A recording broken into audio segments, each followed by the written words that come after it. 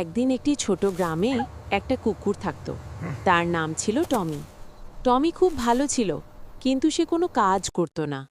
একদিন তার খুব ক্ষুধা পেল, কিন্তু খাবার জোগাড় করার মতো কিছুই ছিল না। তখন সে ভাবল, আমার বন্ধু বিড়াল মিনুর কাছে যাই, ও নিশ্চয়ই আমাকে কোনো কাজ জোগাড় করে দেবে। টমি দৌড়ে মিনুর বাড়িতে গেল।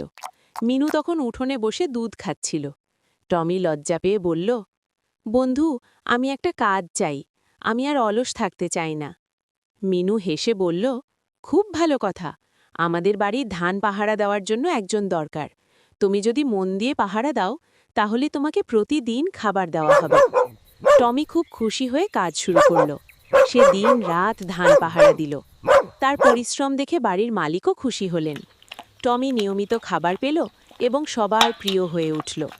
সেদিন থেকে টমি বুঝল, পরিশ্রম করলে তবেই সম্মান ও সুখ পাওয়া যায়। আর মিনু তার সত্যিকারের বন্ধু হিসেবে পাশে থাকল। নৈতিক শিক্ষা: অলসতা ছেড়ে পরিশ্রম করলে জীবন সুন্দর হয়।